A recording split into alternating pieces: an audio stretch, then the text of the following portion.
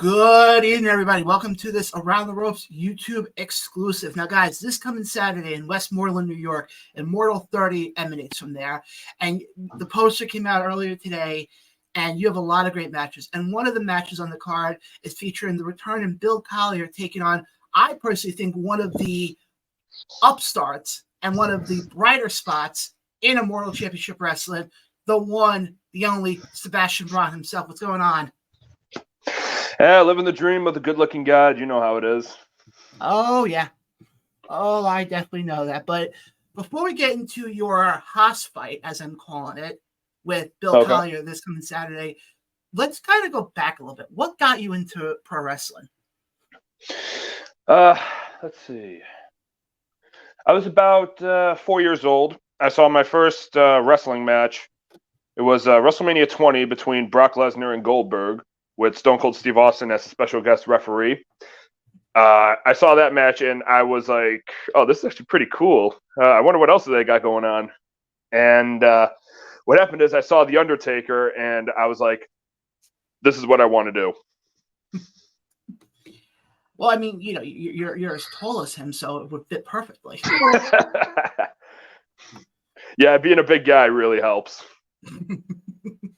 So now watching Goldberg and Lesnar at WrestleMania 20, was that not only the moment that got you into pro wrestling, was that also the same moment that you're like, okay, this is what I want to pursue going further? That match got me hooked as a fan of professional wrestling. And like I said, when I saw The Undertaker and I saw his match, I forgot who was wrestling that night. I think it might have been Kane. It was part of the streak. So, folks, if because I don't remember, folks, if you want, go back to Peacock or the WB Network. You can see which one it is. I think you're right. I think it was Kane, from what I remember. And when I saw the way he came out and the way like the fans just reacted to him and just loved him, and just the way he carried himself, his presence when he was getting into the ring, the way he wrestled, the way he moved, I was like, this is what I want to do. I'm like, this is awesome. This is what I want to be. So now, where did you get your training then? Well, I actually started training when I was 13 years old, going on 14. My father is a chiropractor out here in Buffalo, and he was adjusting some of the wrestlers at a local independent wrestling show, Empire State Wrestling. He was talking with a few of the wrestlers there, and one of them said that he runs a school. And as my dad and him were talking, he said that, yeah, he would train me. So I trained there for about 4 years. I then trained out in Rochester with Colin Delaney and Mark House. Okay. And they gave me a different aspect of wrestling. Like, instead of just teaching me like hard hitting moves, they also helped me with like my promos. They've helped me with getting in better shape. They helped me with my flexibility. So they taught you more than of how to be outside the ring in addition to being in the ring. Yes.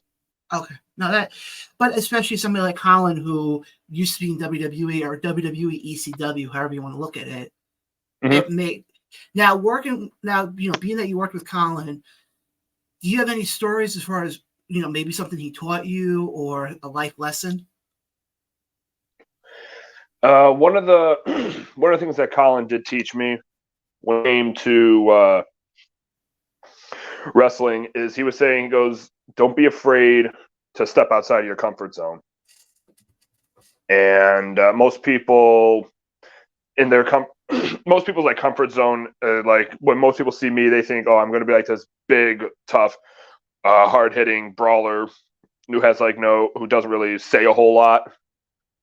And that actually was one of the things that helped me get over my like fear of promos, because for a while I did not like cutting promos. I was terrible at them. I can imagine, because I always say that with being a wrestler, either if you're in WWE and AEW or on the independent scene, you have to have good public speaking skills. Oh yeah. That, and Yes, you do.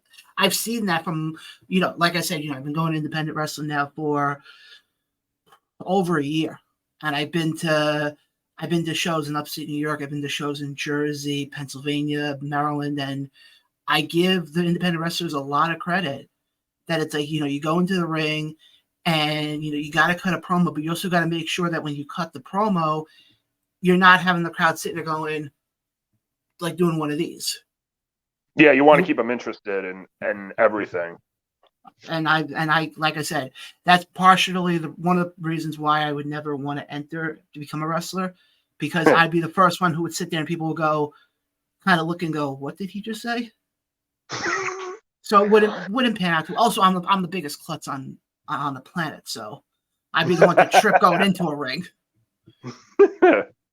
But now before we get into your Immortal run, mm-hmm. Have you been with other promotions as well in the upstate area?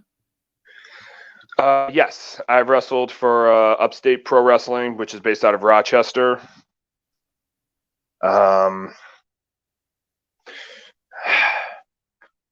I went down to Ground Zero, which is a current training school out in that area. I do some of the tapings that they've had. And yeah, I think that's pretty much it. Now, before, obviously, I want to get into the Immortal stuff in a second, but the character that you have, the Sebastian Braun character, when you're coming out and you're doing, as I called it before we recorded, as I called the Rick Rude move. Mm-hmm. Was that your call on that, or did somebody present? How did the whole Sebastian Braun character come to fruition? Well, in a way, it's kind of how I really am. I've been told many times I come across as like a bit cocky because of things like my hair and the way like I'm always like looking at myself in like the mirror a lot. But the whole gimmick that I have, I basically worked on since I was in high school. Oh, okay. I didn't know what I wanted to do as a persona. I was like, well, what can I do that's people can just look at and go, yeah, that's him. That's who he is. And I thought of one where I could be like a straight wrestler, and somebody that I trained with just looks at me and says, I don't think that really fits for you. They're like, you're over 6 feet tall. They're like, you're a big guy. They're like, you're not really going to be a ground wrestler. They're like, they want to see you like as like the big guy standing on top.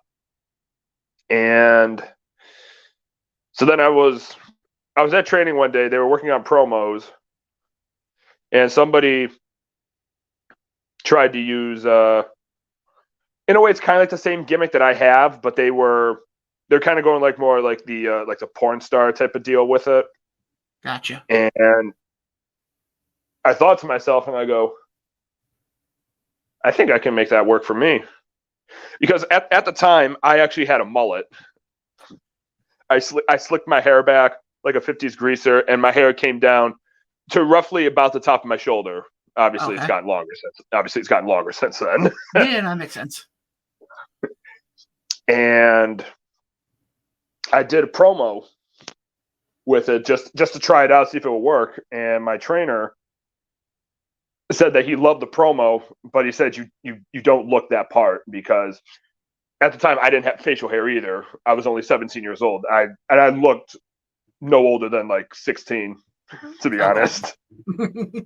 And so then I went with a different persona at the time. And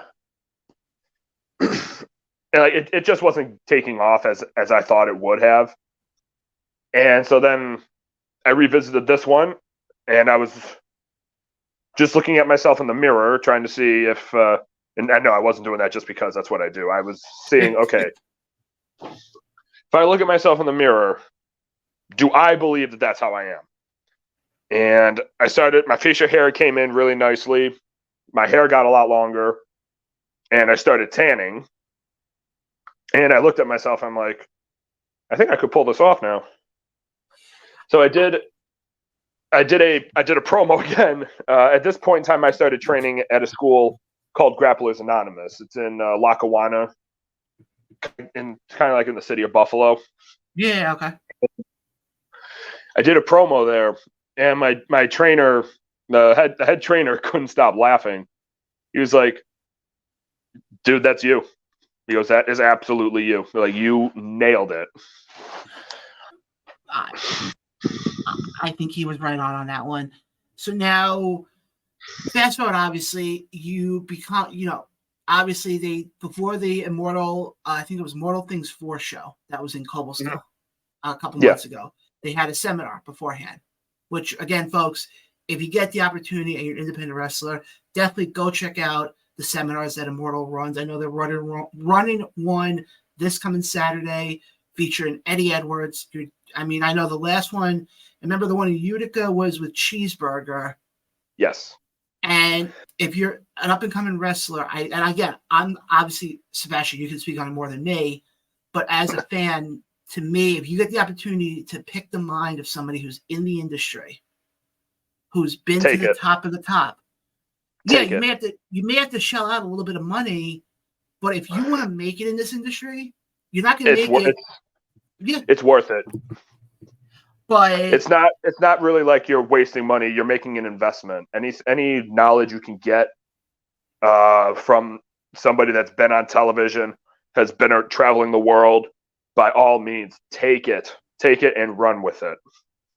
I believe me, if I was in that position, every seminar I would be the first one signed up.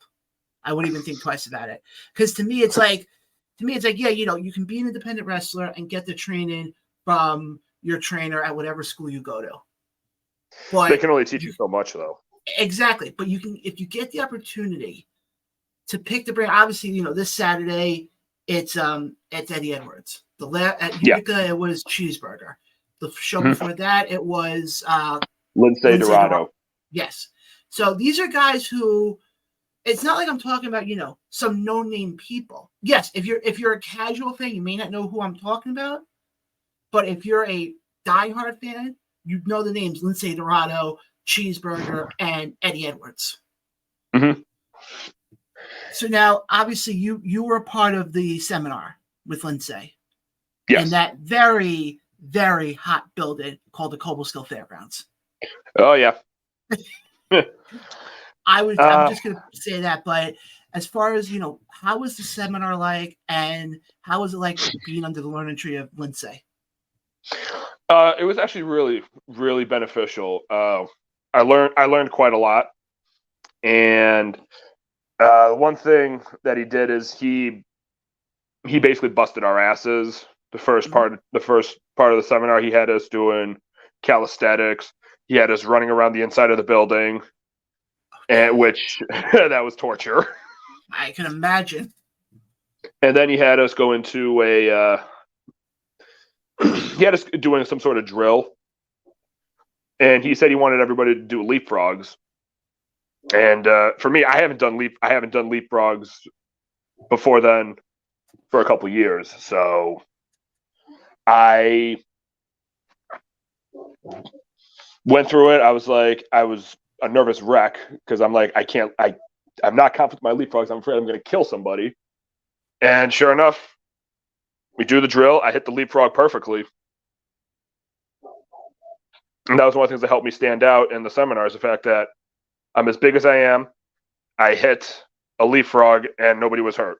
So those are good things. So from what you're describing, that it's almost like you come off then, for people who, as far as wrestler from WWE, that people can, and I could be wrong on this, almost like Braun Strowman to an extent.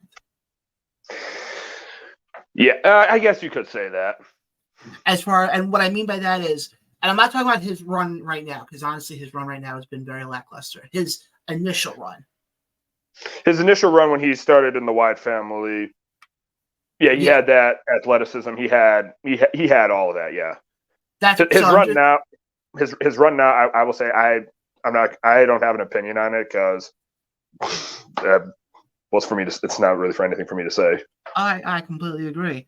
So when did you find out that? Because you just said before, you became one of the standouts. Did they tell you after the seminar that you're going to be one of the standouts, or did like how did that whole process come out that that you found out that you were one of the standouts?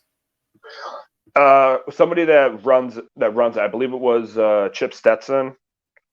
He asked Lindsay Dorado, who do you think were the standouts?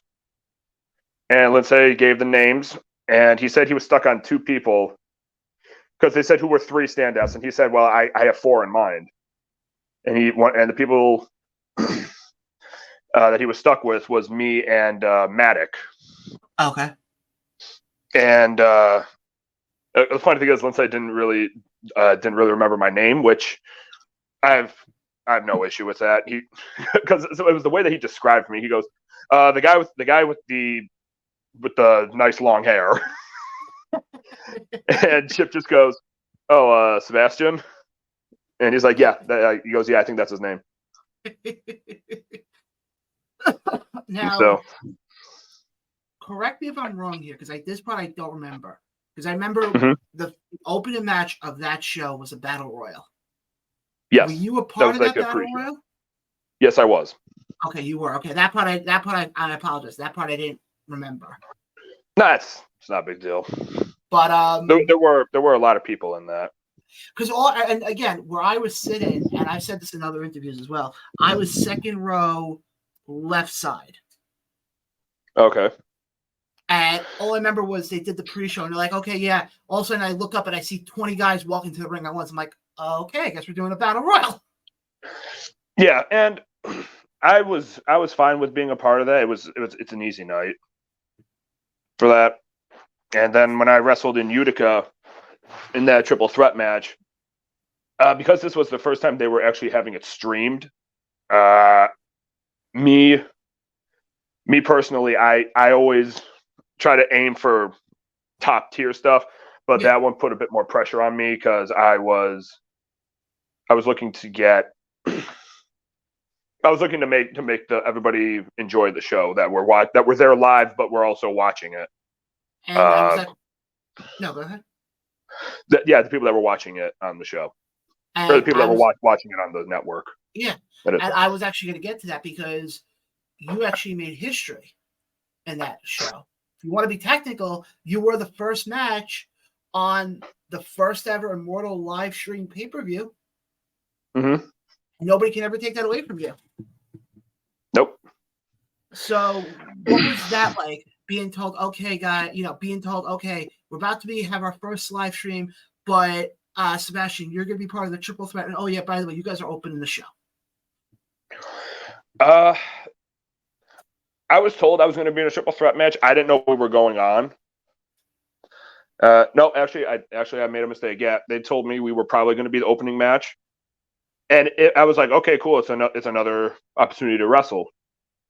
It didn't hit me that we were going to be streaming it. It didn't affect me that we were streaming it until the day of the show, because I get to the venue, went through the cheeseburger seminar, and all of a sudden I'm in the locker room putting my gear on, and I'm like, holy crap, this is going to be streamed, and I'm the opening match.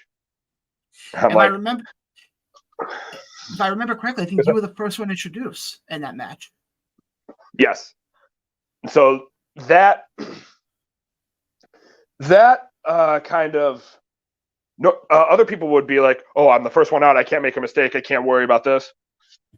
Me, I was nervous before I hit the curtain.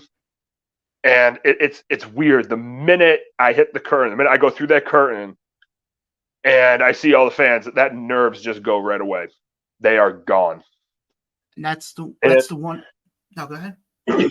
And the other thing too is, like I said, I sometimes can be a narcissist, and I just channeled into that when I walked through the curtain. I'm like, okay, these people are here to see me. This is about me. I'll do the best I can. Anybody that has their phones out to record it, I will play along with it and just have a good time, have fun for me. I was just gonna say I completely agree. Sorry. No, Uh, and it just worked well for me I that night. completely agree. Now, obviously, being in that venue, it's the first time Immortal, I think, was in that venue. Yeah, I think it was the first time they were in that venue. Mm-hmm. And before the show started, obviously, I was lucky enough to be there before the show started because, again, co-host of my co-host on the show was the ring announcer, Ryan Peterson. Yeah. And as a fan, just walking through and just standing there, I was just like, in my head, I'm like, okay, we're here to see WWE, and then it's like, no, we're actually here to see independent wrestling. As somebody like you, this was really your first big opportunity in the company, Mm-hmm. and you're the opening match. You're the first one introduced. Leading up to that, what was going through your head? What was really going through my head, well, there were a number of things. First thing is, just before I walked out, I was like, I hope to God my hair looks good. And the other thing, some of the other things that was going through my head was, all right, you only get one chance to make a good impression, to make a good first impression. And I walked through the curtain, down the entranceway towards the ring. And at this point, I treated it like it was like just any other match. So that way, like I wasn't as nervous. Because I've been in professional wrestling, like wrestling on shows for 6-7 years now. And even I still get nervous. Rightfully so. Oh yeah, because and especially when it's going to be streamed on a network. That was where like I started. That was where like my nerves was really coming from. And no, go ahead. No. Go ahead. And yeah, I basically just said, all right, cameras are on you. And I told myself, don't try to be afraid of the camera. No, and I just said, I have to embrace the camera. I have to embrace that it's there. So that was why, like, during my entrance, I get into the ring, I do my little pose, and I rip the tearaway pants that I had on. I rip those off. Yeah, I remember seeing that live. But I just think that whole show, and I talk about this show a lot because, I mean, it was a big show overall, and just being there, and yes, granted, where I was sitting, it was kind of a neat feeling that it's like, just the whole atmosphere in it itself, and especially also we were one of the sponsors, so that was kind of a cool thing when we had walked in and on the Titantron that they had all the way up on the other end of the room, the show's logo was on there. Yeah. And I was just like, I just sat there and I was just blown away by that. But I thought overall, I mean, I loved your match to open up. I think the three of you, between you, Adrian, and Price Pure Gold. Right, yeah, you guys all have chemistry together. And I will say this much, you really, and obviously, yes, I will admit, I saw you in Cobleskill as well, but really, because I think with Cobleskill, the reason why I didn't remember that was there were so many guys in the ring. Oh, absolutely. It's hard to really stand out in a battle royal because, yeah, again, there were so many people in that match. Then you just do the best you can with that. Oh, I completely agree. But getting a chance to see you at Utica in the triple threat, you really play the big guy really good. I will definitely give you your credit on that one. Well, that took a while for me to really get into being a big guy, because again, like for a while, I was like, I don't know how I should do this. I'm afraid if I do this, people are just gonna be like, oh, he's not really doing much.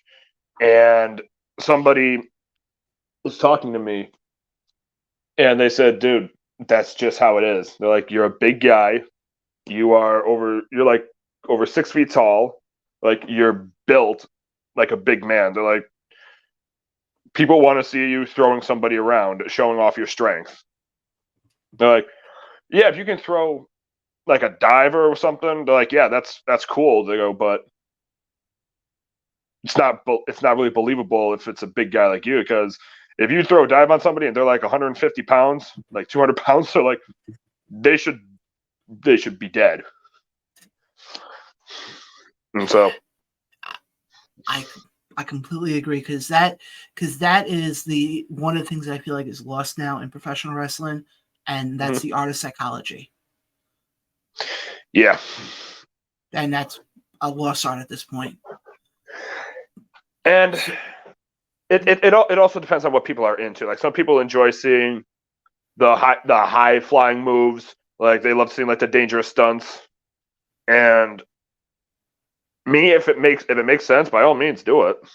But it's like, it's not something that I really would do, because I'm too big. And if I ever did that and the person walks away from it fine, it's like, okay, why is this guy not dead?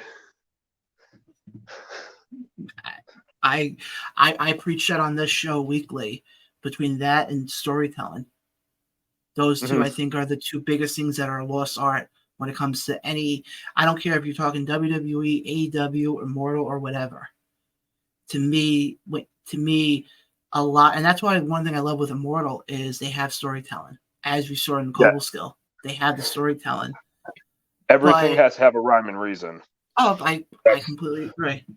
That's how I usually look at it. Is if there's no real good reason behind doing it, why are you doing it?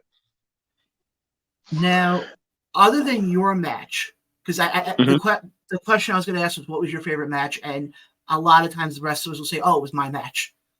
Other than your match, if you had to, what was your favorite match in Utica? Probably the match that followed mine. I believe it was Vince Valor's match. Yes. I forgot who he was wrestling. I forgot the guy's name. Giorgio. Yeah. His match. And I really liked the main event match. Especially the part where Garrett Holiday basically tried to mimic you with the taking the jacket off. Yeah, I guess so. But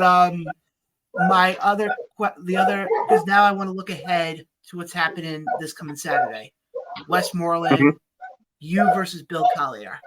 I remember watching your backstage interview that you did after your match in Utica, and you basically made the comment of, I'm the big man. I'm the big man. Yeah, I'm the big man. I basically just was like, I'm a big man, big dog here, and that was just the whole thing as I was talking about. It's like, I'm a big dog. I'm not afraid of a fight. I'm not afraid of a challenge, and I'd be damned if I'm going to let anybody get in my way of that. Because like, I'm telling everybody, like, I'm basically like, I'm a god. So why would I back down from anybody? Because otherwise, that's like a stroke of my ego. That's like somebody hurting on my ego. Because again, my whole gimmick is I'm a narcissist. I'm a ladies' man, and it's either my way or the highway. So when you did that promo, all of a sudden they're like, "Yeah, we're gonna pair you up with Bill Collier, who's also another big man in Immortal Championship Wrestling." Oh, I was thrilled. I was thrilled to find out I was wrestling Bill. Being at the show. No, go ahead. Because Bill has helped me a lot too in wrestling. I was talking with him a lot, and it'd just be really cool to be given a match against Bill Collier. I have a lot of respect for Bill, so I'm looking forward to this match. Well, that was sort of my next question where I was going with this is, what is your thoughts being, lead into a match against somebody who I would say is kind of on a redemption tour, because he was actually a guest on our show a couple of weeks ago, and he said that, because I asked him, I said, what are you going, what's your goal coming back to Immortal? And he said, honestly, he goes, it's to get back my title from Garrett Holiday. And he doesn't care who he has to go through. So they put so they're pairing up. The way I look at it is this: they're pairing up the two guys who I feel personally are going to be two of the guys who are gunning for the world heavyweight title. Is that safe to say? I would say so. Now, with Bill Collier, he said he wants to get back the title from Garrett Holiday. And well, the thing is, he has to go through me. And whether Bill wins or loses that match, he's not gonna forget me. That's probably the best way to put it. Now, obviously, wrestling for Immortal, the fan base, and this is the question I ask a lot of the guys and gals who wrestle for Immortal. When you came through the curtain and in your triple threat match, did you feel? Okay, that was weird for a second. Did you feel the energy from them? Yes. When I started walking towards the ring, I was like, okay, they weren't really doing a whole lot for me because they didn't know who I was, and so I'm like, okay, I got to basically show these people, all right, I'm this big, cocky, narcissistic ladies' man who is not afraid to put himself out there. And I saw a couple people, they had like their cell phones out, recording some of the stuff that I do, so I took full advantage of that. And then when I got into the ring, I step over the top rope usually in most promotions, not just Immortal, but like sometimes when I've wrestled for ESW, I'd go over the top rope there. A lot of the other promotions that I've wrestled for in other places, usually I would try to go over the top rope. Sometimes the ropes are a bit higher than an average ring, so then I would have to use the middle rope. But usually I try to aim for the top rope because it just helps me look bigger. And so I got the message across. I feel that I showed I was a big guy, and I showed that like I have like the personality, I have the cockiness, and then when I did the whole fix my hair and ripped off the tearaways, I feel that really sealed the deal for me, and it really showed, okay, he is that cocky, he has that attitude that he does what he does because he knows he can. He's big enough to get away with it. He claims he has the looks, and which of course I do. And so, yeah. So this match against Bill will be very interesting because Bill is like the hard-hitting, big, tough guy, and you got me. I'm the cocky, arrogant narcissist who basically does what he wants because he's got the looks and feels he can get away with it because of that. Like I said, I wish I was making the trip up there for this show. Yeah. I believe this one will also be streamed. I'm not 100% sure though. So okay, even if it's not streamed, I know Mike will probably put the matches up in the next couple of months on YouTube. So either way, people are going to see it one way, shape, or form. Okay. And also, like I said, I hope it's streamed, but if it's not, I think they'll probably do something like that. Yeah. Make it more interesting. Or like I always tell people, I have a lot of friends who go to Immortal, so I'll see 9,000 pictures of it. Yeah. But that's usually one of the other things. Yeah. Oh, I'm sorry. No, I just wanted to show this that that's one of the other things too. Like when people are there to like take photos of the show, I always try to find those people as well. Like I pander to the video cameras just because people are watching this, so I want to give them the most entertainment, and honestly, I just want to flaunt my looks and my cockiness. So, and people with video cameras and people with actual like photo cameras, I'm always saying to them, "Here, take a photo of the good-looking guy. I know you want to. I'm having a great hair day, and I still look as pristine as ever. Hey, I gave you a lot of props for what you've done with this character.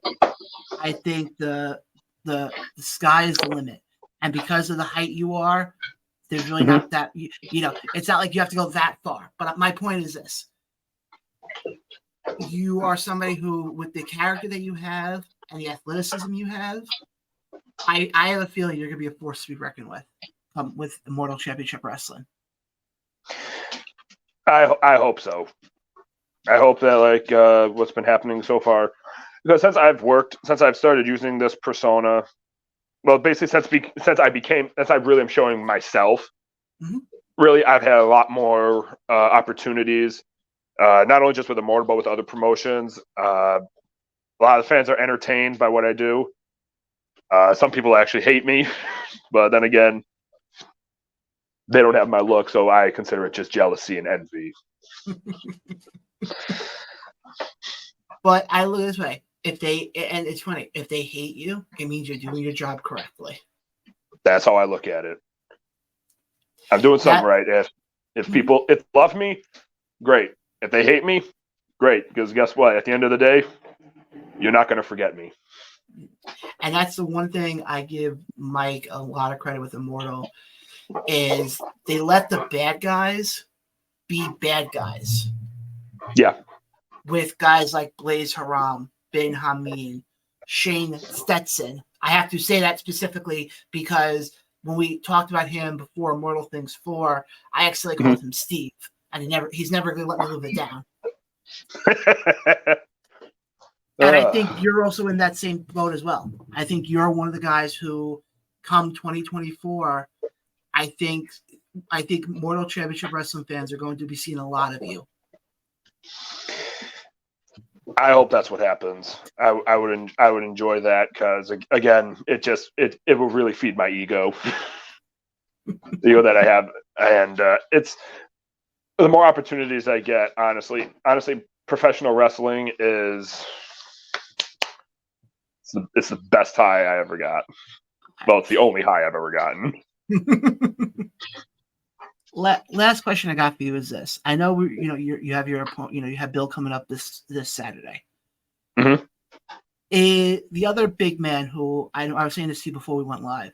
The other big man is Pat Sawyer. Yeah. Is he also somebody who's on your radar as well? Absolutely. Whenever I go to any independent show that I'm booked on, or even that I'm not booked on, whenever I go to them, I'm always looking, okay, who are the big guys here? Are they people that I know, or is there somebody else here that hopefully one day I could get a shot at wrestling? Pat Sawyer, when I saw him in the Battle Royal in Utica, I believe it was in that match. Yeah. I was like, okay, here's another big guy. This is where it was interesting for me, because I'm like, I would love to get a match with Pat Sawyer, and I would love to see who is between him and I, because I see he's going up against two men, and it's not like a triple threat match; it's a handicap match. So if he comes out on top, I definitely will be keeping my eye out on him, because when you're the good-looking god, you aim for the best, and anybody that I feel can try to top that or try to be the best before I am, no, doesn't work like that for me. I would love to see the collision course between you two, between you and Pat Sawyer. Oh, I would love to have a match with Pat Sawyer. I also would love to see a triple threat match between you, Bill Collier, and Pat Sawyer, but I don't know if the ring can. I don't know if you have to triple enforce the ring, Ben. We may actually just for that they may just have to probably put two rings up and have this ring is for everybody else, and this ring that is triple reinforced weighs about 7 tons. This is for the big triple threat match between Pat Sawyer, big time Bill Collier, and the good looking god Sebastian Braun. Yeah, or that would just be the match where you don't even have a ring, and it's just have the three of you just come out in the entrance and just be like, okay, go at it. That would be interesting, but it'd be very painful because I'm a big guy. I enjoy and prefer to wrestle in a ring. I've seen people do shows where they have it's a show with no ring, and it's like, okay, so you guys are basically getting into a building and you're taking slams, punches, kicks, and everything under the sun on the hard floor. Ouch. That would hurt. Yeah. That would hurt big time. And I know what it's like to get slammed on the hard floor because when I first started training, we didn't have a ring. Or we weren't. Yeah, no, I think it was that we didn't have a ring, but also when we got the ring, my trainer sat all of us down, all of his students, and he said, "We got a ring." He goes, "But I want to tell you guys, getting in this ring is not a right; it's a privilege. They're like, you have respect for this ring, and you treat this ring with the utmost respect, and you try to maintain it." And then he had us get in the ring, which I think is a good way to teach people in wrestling, because you need people in wrestling have to learn respect for what we do. And there were people that joined after we got the ring, and they were complaining that the ring was like super stiff. And I look at them and I start laughing. Sometimes I would start laughing and I go, "You see those black mats over there?" And I go, "Yeah." I go, "That's all we trained on." I go, "You think this ring is stiff? Try getting slammed, getting clotheslined, hip tossed, arm drag, suplex, everything on the hard floor." I go, and I guarantee you will not complain about that ring. Anything that's not in the ring, I feel like would hurt a lot. And I'm not even a wrestler. Yeah, because floors have no give. Yeah, I can imagine. And some of the rings have no give. Some of them are like hard as a boxing mat, which, again, I'm used to that. I still hate it, but I've gotten used to being in rings like that, and I just look at it like, okay, this is just part of the game. This is what you got to do. I completely get that. Again, guys, you can catch Sebastian Braun this coming Saturday as he takes on big-time Bill Collier on Immortal 30. Get your tickets. I think there may be some still available. You have to double-check. With Immortal right now, I have no idea. But, Sebastian, I appreciate you coming on. I'm glad we were able to get you on. Thanks for having me. This was a blast. The door is always open for you to come on. Whenever you like to appreciate that.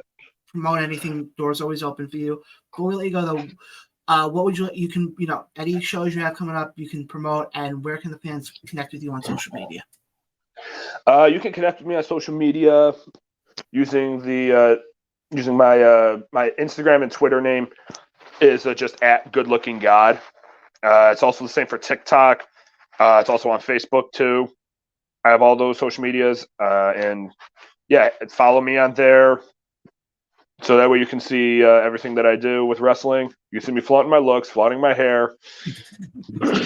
And you'll see me this Saturday wrestling Big Time Bill Collier. And Saturday, September 23rd, so next week Saturday, I'm going to be in Niagara Falls, New York for Empire State Wrestling. And folks, you're not going to want to miss him at all. This is a guy who I have a feeling come 2024 is going to be causing a lot of havoc. Yeah, especially with the fact that I've said this before, and I'm thinking of making this like a catchphrase line. I'm the God every man wants to be, and I'm the God that every woman wants to see. On that note, this has been an Around the Ropes YouTube exclusive for the good-looking God himself. I'm John, who's not as good-looking. We'll catch you guys next time.